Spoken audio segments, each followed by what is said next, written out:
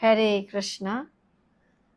भक्ति जननी माधव तिथि जतने पालन करे परमा एकादशी।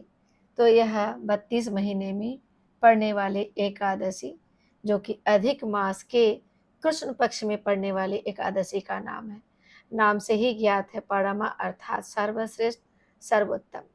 तो एकादशी व्रत वैसे साल में 24 होता है, लेकिन जब अधिक मास पुरुषोत्तम मास होती है तो यह एकादशी का संख्या 26 हो जाती है। अर्थात एक अधिक मास होती है, उस अधिक मास में 2 अन्य एकादशी पद्मिनी और परमा एकादशी पड़ती है, जो कृष्ण पक्ष में पड़ने वाली परमा एकादशी जो 11 जून 26 को है। तो इस तिथि को हम सबको पालन करना चाहिए। इससे हमारा आध्यात्मिक और भौतिक, शारीरिक सभी प्रकार से विकास होता है। सभी एकादशियों का यदि हम पालन करते हैं तो इससे हमारी आध्यात्मिक उन्नति तो होती ही होती है, शारीरिक लाभ भी होता है, स्वास्थ्य लाभ भी होता है।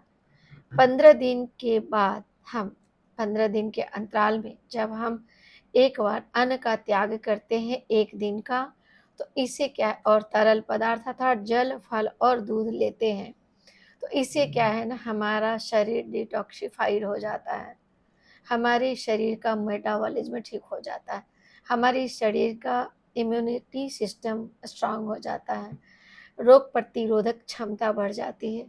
हर प्रकार से हमें शारीरिक लाभ होता है इन एकादशी व्रत के करने से, और आध्यात्मिक उन्नति तो होती ही होती है। तो एकादशी व्रत करना विशेष है, अन्य का त्याग करना है ना। तो इस एकादशी व्रत की छोटी सी जो कथा है कुछ इस प्रकार है। तो एक पौराणिक कथा है। पुराने समय में सुमेधु नाम का एक पवित्र ब्राह्मण था, और उसकी पत्नी का नाम था पवित्रा, जो कि दोनों ही बहुत ही गरीब थे।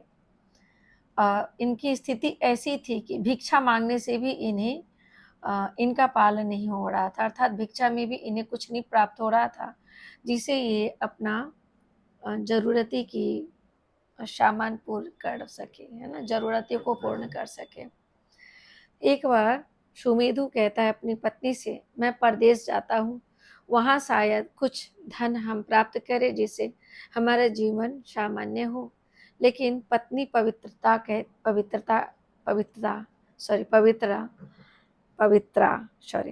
पवित्रा कहती है कि यदि हमारे भाग्य में दुख ही लिखा है तो परदेश में जाने से भी हमें कुछ अधिक लाभ नहीं होगा। और इस प्रकार जैसे तैसे भी अपना जीवन व्यतीत करते हैं, जो कि बहुत ही पवित्र ब्राह्मण थे और ब्राह्मणी थे। एक समय उनकी कुटिया में कौंडिन्य ऋषि आते हैं और उनकी अवस्था देखकर इन्हें बताते हैं कि आप परमा एकादशी जो आने वाली इस व्रत का पालन करें, और यदि आप पंचरात्रि करते अर्थात परमा एकादशी से अमावस्या दिन तक का व्रत करते हैं तो आपके सभी जो भी अभी जो भी कष्ट है वे सब क्या है, समाप्त हो जाएंगे, है ना। जो भी कुछ कमी है ये सब पूर्ण हो जाएंगे। तो पंचरात्रि व्रत दोनों मिलकर पालन करते हैं और कहते हैं इससे भगवान विष्णु प्रसन्न होते हैं, प्रकट होते हैं, और इन्हें सभी प्रकार से संपन्न करके संपन्नता का वरदान देकर ये चले जाते हैं। तो यह जो परमा एकादशी है, यह हमें एक तरह से इनकी जो कहानी है, इन कहानी से हमें यह भी सीखने को मिलता है कि हमें दुख के परिस्थिति में भी, विकट परिस्थिति में भी हमें धैर्य को धारण करना चाहिए, है ना। क्योंकि धैर्य धारण करना हमें व्रत आदि सिखाता है। व्रत की कथाओं से हम सीखते हैं, है ना, कि पवित्रता क्या कहती है कि हमारे भाग्य में यदि ऐसा है तो बाहर जाने से भी हमारी क्या है, भाग्य वैसे ही रहेंगे। धैर्य धारण करके रहती है। ऋषि आते हैं, सब कुछ भगवान के कृपा से होता है।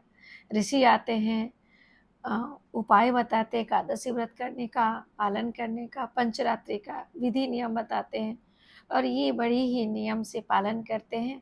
और क्या है, इन्हें सभी प्रकार का वैभव, ऐश्वर्य, सुख, संपन्नता प्राप्त होती है। तो इस प्रकार ये परमा एकादशी की छोटी सी कथा था। तो इसका हमें श्रवण करना चाहिए। विशेष एकादशी व्रत का पालन का विशेष नियम है, जो कि माधव तिथि है ना, भक्ति जननी माधव तिथि भक्त जतने पालन करें। तो इस एकादशी व्रत के करने से हमें भक्ति जागृत होती है, और जब भक्ति जागृत होती है तो क्या है, हम भगवान को प्राप्त करते हैं। यदि हम भगवान को प्राप्त करते हैं तो भगवान हमें इस भव सागर से निकाल देते हैं। तो बड़ी ही महिमा है एकादशी व्रत का। एकादशी व्रत सभी व्रतों में उत्तम श्रेष्ठ माना गया है। इसके अनंत लाभ मिलते हैं, और पुरुषोत्तम मास में किए गए एकादशी व्रत का तो कहना ही नहीं, क्योंकि ये मास ही पुरुषोत्तम मास है। पूरा मास ही भगवान के नाम से है, और इन मास में एकादशी और भी महत्वपूर्ण है, क्योंकि एकादशी तिथि तो ऐसे ही भगवान के ही नाम से होता है। तो आइए हम सब मिलकर इस व्रत का पालन करें। हरे कृष्णा।